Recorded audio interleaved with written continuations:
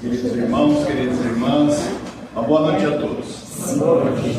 Que alegria estar mais uma vez nessa casa. Queria agradecer pelo convite, velho. É uma alegria sempre estar aqui, fico muito feliz.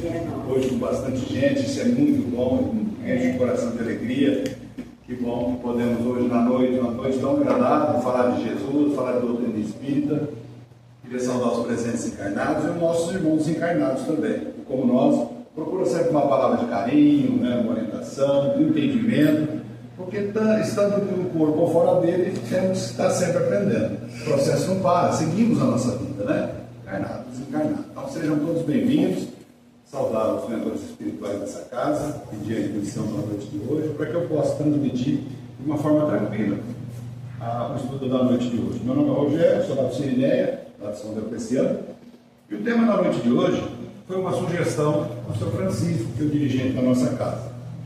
Uma vez me chamou, Rogério, você que vai pelas casas falando do doutrina espírita, né?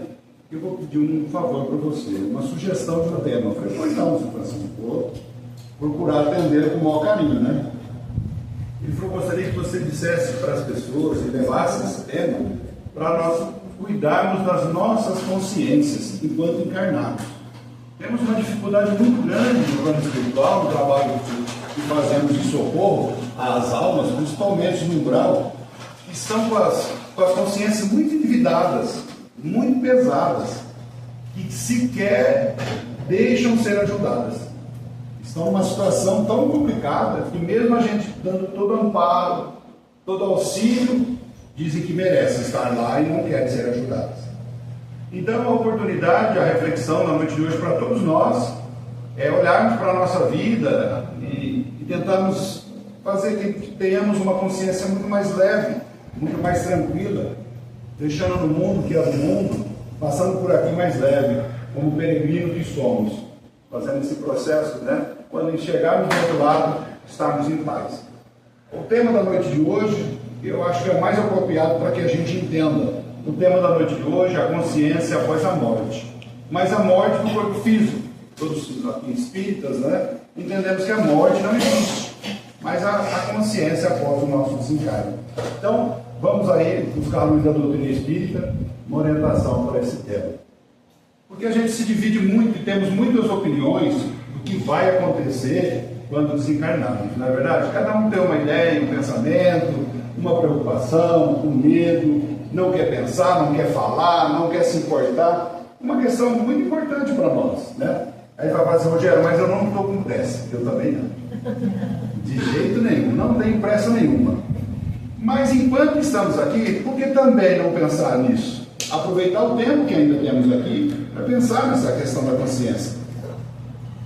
Porque Kardec, no livro Céu e Inferno, já finalizando a sua obra do Pentateuco, lá no capítulo 1 ele já nos chamava a atenção disso. E é importante a gente observar. No capítulo 1 do Céu e Inferno, Kardec, no capítulo O Porvir e o Nada. Olha só que interessante. Ele diz assim: vivemos, pensamos e agimos, eis que é positivo. E morremos, o que não é menos certo. No entanto, deixando a terra, para onde vamos? O que seremos após a morte? Estaremos melhor ou pior? Existiremos ou não? Ser ou não ser? Tal alternativa. Para sempre ou nunca mais? Ou tudo ou nada? Ou vivemos eternamente, ou tudo se aniquilará para todo sempre. Vale a pena pensarmos nisso. Olha só Kardec já nos chamando a atenção para isso, hein? Bem lá atrás, ele falou assim, vale a pena. O que seremos? Melhores ou piores estaremos depois? O que vai acontecer? Vai ter alguma coisa? Não vai ter nada? E aí? Olha que interessante esse convite do Kardec para pensarmos nisso. E após a morte, meus irmãos, minhas irmãs, acontece alguma coisa, né? Porque, claro, a gente está todos estudando o Espiritismo, a gente sabe. Vai ter algum julgamento? Vai existir alguma coisa? E a doutrina, ela caminha junto com outras doutrinas religiosas também, tendo a mesma opinião. Muitas das outras doutrinas, a doutrina espírita segue, ela concorda que vai existir vida após a morte, né? E ela vai seguindo. Lá na frente nós vamos ver que ela vai entrar numa bifurcação e vai tendo uma opinião diferente, e lá na frente ela se encontra sozinha, tendo a sua opinião. E nós vamos ver. Para separar aqui, vamos separar por dois grupos, só para a gente identificar quem acredita ou não nessa questão. Então nós temos os materialistas, que são aqueles que acreditam que tudo vai terminar depois da morte física. Né? Quem são os materialistas? São aqueles que acreditam somente na matéria, na vida, do berço ao túmulo. Não acreditam na pré-existência da alma, nem na existência futura da alma. São os materialistas. Tudo que sentimos, todos os nossos amores, todos que nós temos, está no cérebro físico. E uma vez morrendo, corpo físico, nada mais vai acontecer. E também os espiritualistas. Quem são os espiritualistas? Que dizem que a vida vai continuar após a morte. Então, os materialistas, eles só acreditam naquilo que eles podem tocar, que podem ver. Não acreditam em Deus, não acreditam na sequência da vida. Ora, o que eu tenho é isso aqui, matéria, a minha existência, materialista. Dentro do materialista, eu gostaria de citar os ateus. Não que ele seja exatamente materialista. O ateu, ele não acredita em deuses. Mas só para a gente fazer uma reflexão nessa questão especial. Os ateus, eles são uma contradição. Mas veja bem, não é uma crítica, é um elogio. Porque se eles não acreditam em Deus, não acreditam em nada, que não vai acontecer nada depois, por que são tão bons? Pergunto a vocês. Por que são tão bons? Ah, mas a exceção. Eu conheço um, Rogério, que não é tão bom. Mas normalmente, os ateus, quando você conhece, eles não acreditam em nada, mas eles têm um bom coração. Eles agem bem. Então a exceção não é a regra. Então a maioria das pessoas que nós conhecemos como ateus, que se coloca como ateus, eles são bons, naturalmente, fazem por fazer. Não é porque ele não acredita em nada que ele pode roubar, matar, não tem nessa necessidade. Eles são, né? Eu tive um que foi engraçado, porque eu sempre comento depois nas palestras, eu estive em Jaci, e depois da palestra uma pessoa me procurou, falou assim: Rogério, deixa eu te contar um caso rapidinho. Eu conheço um senhor já de idade, ele é um barbeiro, ele corta cabelo e faz barba, né? Só, né? Bem simples. Se você falar para ele de religião, de Deus, ele briga com você, ele não acredita em nada, ele é totalmente ateu, ele não acredita. Mas ele faz muito mais caridade que muitas pessoas que eu conheço que eu já conheci. Ele pega seus equipamentos, suas máquinas, tesouras, põe debaixo do braço e no final de semana ele corta o cabelo de pessoas carentes. Não necessariamente moradores de rua, mas pessoas que não têm condição de pagar e vai até a casa e corta. E não cobra nada por isso. E se diz muito feliz por fazer isso. E foi exatamente um exemplo que você falou. E automaticamente me veio ele na ideia. E é de fato, nós vamos encontrar pessoas da nossa família ou não, que se diz: eu não acredito em nada. E você vai ver a conduta, o comportamento dessa pessoa, é do bem. Então, por que será que eles são tão bons, né? Que maravilha, né? E aí eu pergunto: por que nós somos honestos e tememos a Deus? Porque nós que somos espiritualistas temos esse medo, vamos dizer assim, de não fazer errado, fazer certo. Aí, por dois motivos. Segundo, Immanuel Kant, né? O filósofo Immanuel Kant, diz que por dois motivos: para se dar bem depois de morrer, por isso que nós fazemos o bem, ou para não se dar mal depois de morrer. E aí? Se é assim, dá vergonha a gente ficar perto dos ateus, né? Que faz para fazer, né? Diz que é assim, é o filósofo que está falando, estou citando, né? Acredito que aqui não, que a gente faz e não se preocupa. Mas diz que tem essas duas questões. Aí eu estou fazendo bem, porque, ó, pensa bem, eu fazendo bem aqui, eu garanto um lugarzinho lá na frente, né? Se eu fizer errado, eu tenho moscado. Então, essa aqui é uma questão do filósofo que disse isso. Mas, na verdade, o que a doutrina nos diz? Haja o que você gosta de fazer o bem. Como diz Jesus no Evangelho de Mateus: se tua mão direita dá, que a esquerda não saiba. Não toque trombeta, não espere recompensa. Faça por fazer. Vai lá e faz, independente, sem pensar em recompensa. Essa é a mensagem do Cristo, quando a gente for fazer algo de bom, né? No sentido dessa questão, para a gente analisar a nossa vida, o nosso comportamento com Deus, que tem esse comportamento simplesmente por ter. Falamos dos materialistas, das pessoas que não acreditam, e os espiritualistas. Quem são os espiritualistas? Vou citar aqui: budistas, os espíritas, candomblé, umbandistas, católicos, evangélicos, hindus, muçulmanos, todos aqueles que acreditam que existe uma continuação na vida. Não são espiritualistas, todos eles acreditam que a vida vai continuar depois da morte física. Eles são unânimes em dizer, todos esses que eu citei, ou a gente vai se dar bem, ou a gente vai se dar mal depois do desencarne. É assim que a gente aprende, né? Desde que a gente se entende por gente, né? Ó, seja bonzinho, respeite as regras, depois lá você vai ter a compensação. Se você for maldoso, você vai ter um castigo. É assim que a gente aprende, né? Penas e gozos futuros. Aí nós vamos citar alguns pontos em comuns entre os espiritualistas, né? A felicidade ou a infelicidade da alma após o desencarne. Então, todos concordam até aqui que sim, ou vai ter felicidade ou infelicidade depois do desencarne. E aí começa a aparecer alguns pontos de divergências, né? Então, nós vamos separar aqui, ó, por exemplo, as divergências, quando alguns espiritualistas e outros entendem que vai ser feliz ou infeliz, mas tem a natureza das penas e gozos futuros. Como que vai ser a natureza dessas penas e gozos futuros após o desencarne da alma? As condições que determinam essas penas. O que eu vou fazer para que eu tenha uma pena ou não? E terceiro, se são eternas ou se duram por um período. Então a gente vai entendendo que vai ter uma divergência aqui em algum momento nas religiões, nas doutrinas, né? Que a gente vai aqui, para não citar nome de nenhuma determinação religiosa, nós vamos falar das religiões tradicionais e religião espírita. Para a gente não ficar falando nome, porque não é essa a intenção, a gente só precisa entender as diferenças para a gente poder fazer essa reflexão. Religiões tradicionais, que nós entendemos. Segundo as religiões tradicionais, serão prazeres ou tormentos físicos. E é importante que a gente entenda. Por exemplo, alguns, talvez aqui a maioria veja espírita, mas eu vim da religião católica. Então lá se ensinava uma outra questão. Então, para entender como a gente vem entendendo as coisas. As religiões tradicionais dizem que serão tormentos ou prazeres físicos. Prazeres físicos. O que a gente aprende normalmente no caminhar da nossa vida, quando a gente está vivendo, fazendo coisa certa, fazendo coisa errada? Se você está fazendo a coisa certa, você vai para o céu.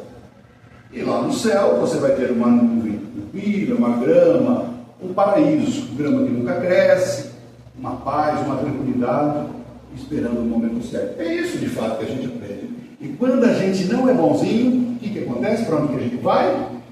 Para o famoso inferno, não é? E a gente vai queimar, né? Pela eternidade. Então, esse é as grandes divergências que vão acontecendo nessa caminhada das religiões tradicionais e da doutrina espírita, quando a gente começa a fazer essa análise, né? Então, ou você vai queimar, ou você vai deitar numa grama verde que nunca cresce, e aqui nós vamos entender que são prazeres físicos. Nós vamos sentir dor ao queimar, né? E aqui nós vamos entender que são penas eternas. Tanto no céu, você vai ficar no céu para sempre, você foi bonzinho, e lá no inferno também.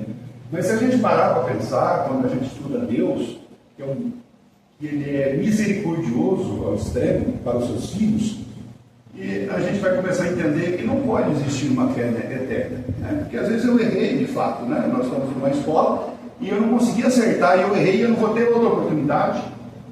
Ou uma mãe que desencarnou primeiro com um filho, está lá no céu, e esse filho desencarna e ele não fez tudo certo e está no inferno. Imagina essa mãe esperando o momento de reencontrar esse filho e a informação que chega para ela que ele não está no céu e sim no inferno. O que vai acontecer com essa mãe? Ela vai arrebentar as portas do inferno e vai lá buscar esse filho. Então é um processo muito complexo, né? Quando a gente olha a vida como penas eternas. Ora, não tem mais chance. Você traiu tua esposa, você roubou, você matou, tchau. Você não tem como. Então é um processo muito complexo. E aí, o que a doutrina espírita diz isso, dessas questões das penas? Kardec nos diz que os prazeres ou tormentos não são físicos, são morais. Aí eu falo assim, eu fiquei até mais tranquilo quando eu li isso, porque eu cresci com medo de fala assim, não é que eu fosse muito errado, mas pensou se um dia a gente erra, a gente não tem culpa, deve queimar muito, deve ser muito horrível. E me deixou mais calmo e tranquilo, né? Apesar de não ser fácil. No Livro dos Espíritos, na questão 965, Kardec pergunta aos espíritos superiores: as penas e gozos da alma após a morte tem alguma coisa de material? Preocupado com isso. Os espíritos superiores respondem ao Kardec: não podem ser materiais desde que a alma não é de matéria. Então, são morais. São morais. Porque no atendimento mediúnico pode ser que se manifeste um espírito que relate uma dor. Pode ser uma dor, principalmente do fato dele ter morrido de um acidente, de um tiro, de alguma coisa que o machucou, mas isso está registrado na sua consciência. E alguém que o atende vai entregar um copo para ele, vai falar um medicamento, que a sua dor vai passar. E de fato, mentalmente, ele vai devagarzinho recebendo o atendimento, né? E ele vai mentalizar na sua consciência que ele não tem dor, porque isso é da sua consciência. Então Kardec diz que são morais. E aí, para a gente buscar um pouquinho mais de informação nessa questão do desencarne, no livro O que é o Espiritismo, Dona Kardec, tem a pergunta seguinte: o que consiste o sofrimento da alma depois da morte? Olha que interessante. Essas penas não são uniformes, não quer dizer que é uma regra para todo o caso. Variam infinitamente, segundo a natureza e o grau das faltas cometidas antes do desencarne.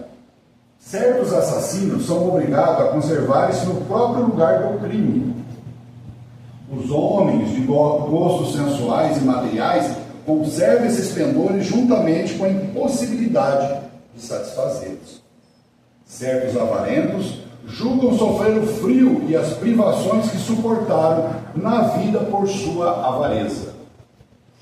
Outros se conservam a tesouros que enterraram em transes perpétuos, com medos que o roubem. Olha só que situação. Onde quer que se ache um espírito perverso, o inferno estará com ele. Então o inferno não é um lugar circunscrito, um lugar físico. É a consciência da pessoa, do que ela fazia. Então, esse processo que o senhor Francisco me indica, que me passa essa informação, dessa dificuldade do resgate, é isso. Esses espíritos, quando desencarnaram nessa condição, estão apegados a questões de família, principalmente de bens materiais. Eles só conseguem olhar para isso, né? E eles estão, muitas das vezes, dependendo da sua vida, não necessariamente que todo mundo precisa passar pelo umbral, né? Porque a gente busca, a gente entende. Claro que no livro Nosso Lar, André Luiz faz todo aquele processo de passagem, até para explicação, entendimento, para que a gente possa entender, mas não necessariamente. Mas caso um dia a gente se veja no umbral, não que a gente precise ficar ligado ao umbral no processo que isso tem uma tabela. A pessoa que entra no umbral, só para a gente entender, o que é um umbral? Um umbral é uma região destinada ao esgotamento de resíduos mentais em um período posterior ao desencarne, que possibilita ao espírito entender seu estado espiritual. E lá não tem uma tabela. Olha, assassinato 500 anos, traição, né, adultério, roubo, não tem uma tabela. Vai depender do tempo que você entendeu a sua condição. Você lá esgota tudo aquilo que você adquiriu por atacar aquele planeta Terra, né? Entende a situação, pede ajuda e sai de lá. Então, esse tempo que a gente vai ter. É claro, se a gente trabalhar uma consciência, como nós vamos ver um pouquinho mais à frente aqui, a gente não vai ter essa necessidade de passagem por lá. Eu vou chegar muito mais, a consciência é muito mais tranquila, né? Então, por exemplo, o André Luiz, lá no livro Nosso Lar, Clarencio, por muitas vezes esteve próximo dele. A mãe dele também esteve, mas ele não tinha olhos de ver, ele não tinha ainda a consciência, né? Quantas vezes Clarencio já esteve do lado dele para poder ajudar, mas não conseguia enxergar. Ele se sentiu culpado, né?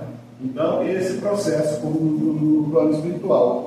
Lá você esgota as suas ilusões, que adquiriu por atacado na Terra, melhora e segue. Então, esses espíritos, voltando a dizer, principalmente com quais são encontrados, eles têm uma relação, por exemplo, no Nosso Lar 2, a gente viu muito isso, né?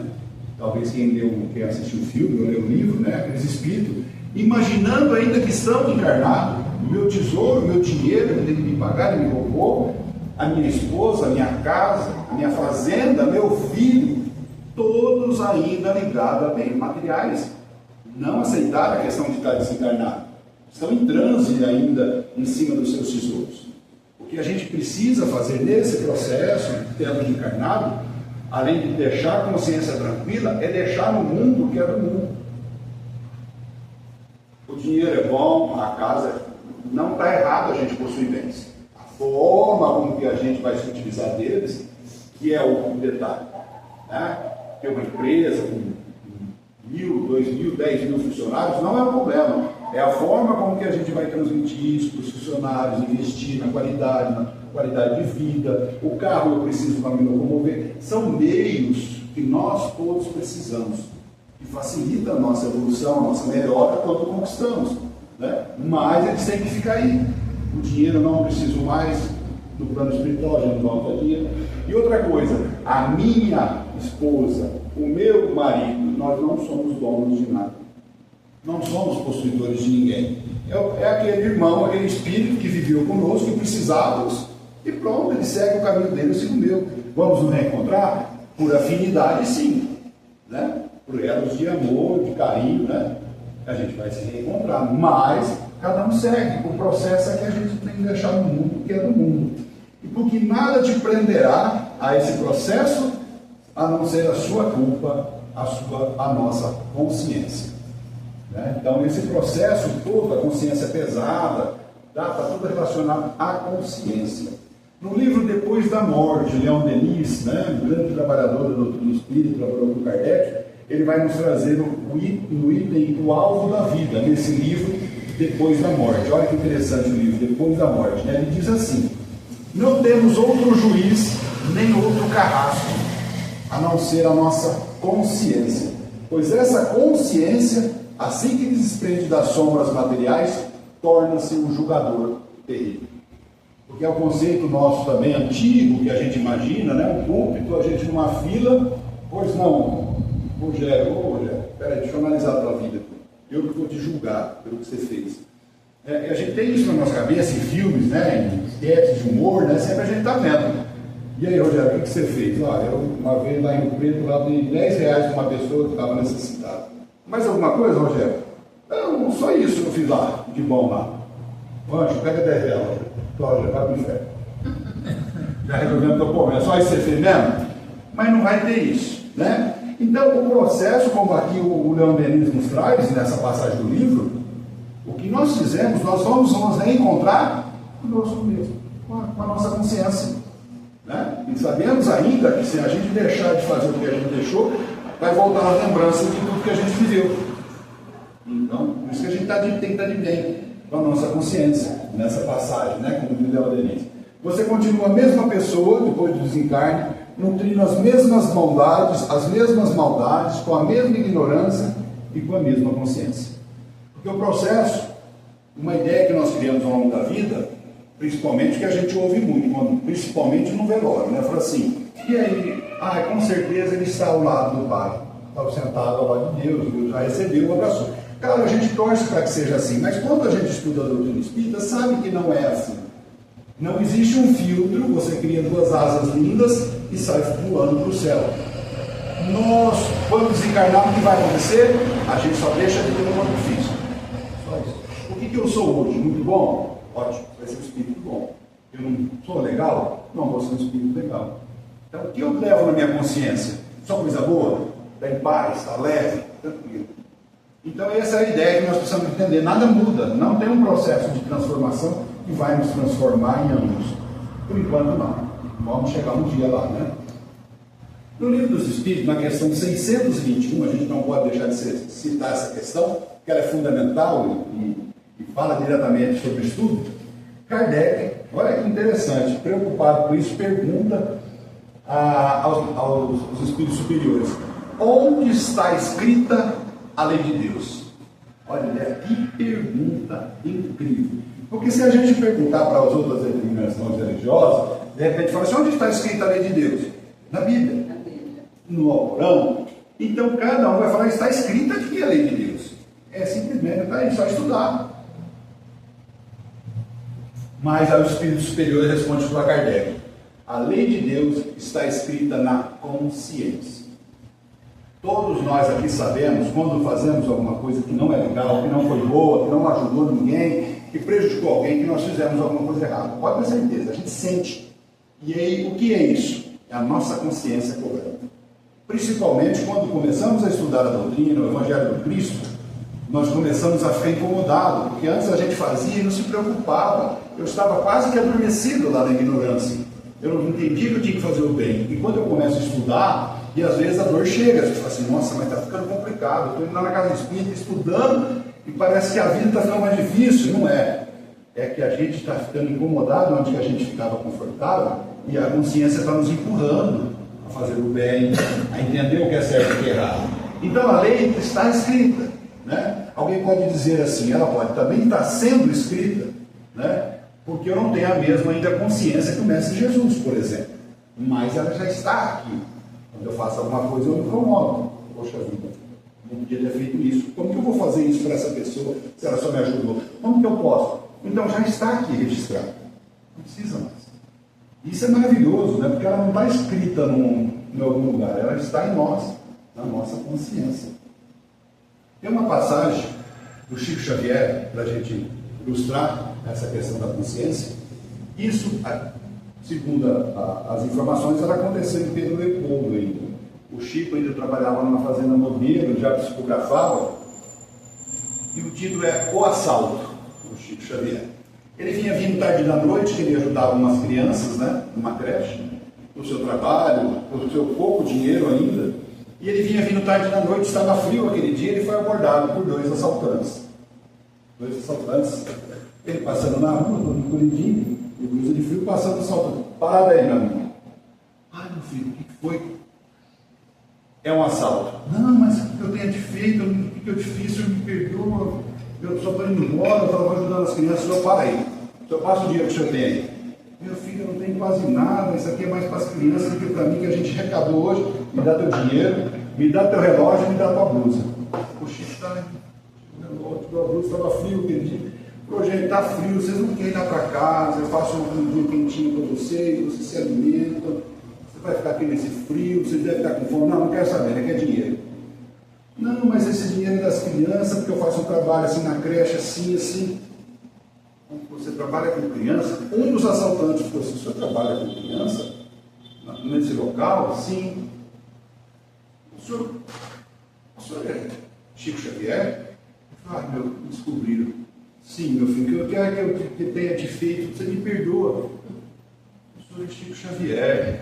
Eu, desde muito criancinha, minha mãe me conta uma história, que numa noite fria como hoje, a gente estava com muita fome e a gente não tinha o que comer. E a gente saiu pedindo nas casas, fomos na primeira casa, ninguém nos atendeu, bateu a porta da nossa casa, fomos na outra casa pedir comida, fomos na outra. E numa última casa, minha mãe já perdendo a esperança, comigo no colo, uma pessoa abriu a porta, nos colocou para dentro, deu o que comer, nos alimentamos, e a hora que foi sair, ele jogou um cobertor nas minhas costas, cobrindo eu e minha mãe. E era você, Chico Xavier. Você salvou a minha vida, da minha mãe. Virou para outro bandido e falou, devolve o dinheiro para ele. E dá todo o dinheiro que derrubou para ele, o dia inteiro, o relógio e a blusa dele. Não, mas devolve o dinheiro para ele. Aí, eu agradeço, as crianças vão gostar, meu filho. E foi comer no bolso e foi agradecendo. E aí a gente vai entender quem que falou para esse bandido que ele podia roubar qualquer pessoa, menos o homem que salvou a vida dele. Quem falou para ele? Quem escreveu na consciência dele? Já estava ali. Entendeu? Olha como que é a questão da nossa consciência. A gente não consegue fazer mal para uma outra pessoa que te salvou a tua vida. A gente é brecado pela nossa consciência. Mesmo que fosse anos, ele lembrou. Para o outro bandido, não. Pode roubar ele, roubar mais gente. Para mim, tudo bem. E ele fez devolver o dinheiro. E seguiu a vida assim. Só para a gente entender como que a consciência cobra. Ela nos cobra. E não deixa que a gente faça a maldade. E na história, a gente pode pensar assim, então, Rogério, o que nós podemos fazer para sermos felizes depois do nosso desencarne? Kardec, na codificação dos espíritos, quando ele estava falando com os espíritos, para ele, como que para nós também, se a gente fosse estudar o que estava acontecendo naquela época, na codificação, Kardec percebeu que alguns espíritos, os espíritos não eram os mesmos. O que ele imaginava, é espírito, acabou, é uma coisa só. Passou no filtro, está puro. Ele percebeu na conversa com os espíritos, através dos médios, que uns eram mais felizes e outros nem tanto. Aí Kardec quis entender quais eram as condições que determinavam o fato de um espírito ser feliz, se relacionar e contar coisas boas, e o outro não, muito amargurado, muito triste. Ué, não é tudo igual? Por que uns são felizes e outros não? E aí ele falou, ele quis saber. E ele, nessa passagem, ele chama das 3 chaves da felicidade. A primeira, diz que aqueles espíritos que tinham uma facilidade de conversar, de se comunicar, era mais alegre, passavam coisas boas, diz que tinha uma proximidade muito grande com Deus dessas pessoas. Não é religião, é fé. Sempre que ele conversava, ele tirava uma dúvida a mais, conversando. Não, eu tinha sempre estava fazendo coisas boas, eu acreditava, então isso era bom. Isso era bom, né? Segundo ponto, conexão com o próximo, caridade e perdão. Eram espíritos que se identificavam, quando encarnados, com a questão de fazer a caridade. Você ajudava as pessoas, né? Perdoava. E outros nem tanto, aqueles que eram mais tristes nem se falavam em caridade e perdão. Ele foi olhando, então, tem uma condição que determina isso. E terceiro ponto, a transformação do moral do homem, a relação consigo mesmo, a famosa reforma íntima. Tinha pessoas espíritos ali mais já definidos, né? Se entendiam, já se conheciam, já sabiam dos seus defeitos. Então ele foi entendendo, ele falou, então não são todos iguais. Eu entendo que, então, conforme o espírito, como encarnado, viveu, é como ele é hoje, aqui no mundo espiritual. Então, essa relação ele foi entendendo. Que ele tinha espíritos que eram felizes e outros não. Que existia essa modificação. Então, dependendo do comportamento deles, era a existência, a vida do espírito desencarnado. Aí, meus irmãos, minhas irmãs, então, o que nós devemos seguir, entender o Evangelho do Cristo, né? A doutrina espírita, o Evangelho do Cristo, quando encarnados aqui, nesse período, que a doutrina moral de Jesus se encaixa perfeitamente na doutrina espírita. Ser bom, a questão moral, da transformação do homem, de se conhecer, de fazer a caridade, de buscar conhecimento liberta. Então, as 3 chaves da felicidade: autoconhecimento, ninguém melhora quem é se não souber quem é. Buscar conhecimento, através do conhecimento eu entendo por que a dor chegou, por que comigo, por que agora, né? E também o trabalho no bem, o trabalho na caridade. Esse é maravilhoso, né? A transformação nossa. Porque quando nós desconectamos de nós um pouco e olhamos para o próximo, nós vamos receber todos os recursos que precisamos, que a gente precisa para a nossa melhora, né? Para a gente aprender a perdoar, deixar de ser egoísta, orgulhoso, vaidoso, né? A gente aprende a perdoar porque a gente entende que o perdão nos liberta, nos tranquiliza. Para ter uma consciência tranquila, o perdão é fundamental. Sabemos todos da dificuldade do perdão, de perdoar, né? É uma parte muito difícil na nossa vida, mas ele é fundamental, principalmente para o processo de consciência. Porque o que a gente vai carregando no nosso coração, na nossa consciência, né? Às vezes a gente se magoa, não porque outra pessoa nos magoou, a pessoa fala de um jeito diferente e a gente carrega isso dentro do nosso peito, a gente se magoa demais. Como o Chico Xavier dizia, a gente não precisa nem perdoar. Chico, mas não é que a gente não precise perdoar, a gente não precisaria se magoar, é que a gente se magoa muito, e a gente carrega tudo para dentro, e vai acumulando, e vai fazendo essa bagagem desnecessária. E olhando para o nosso mundo, nós temos que passar por ele como peregrinos, porque isso aqui é tudo cenário, isso aqui tudo passa.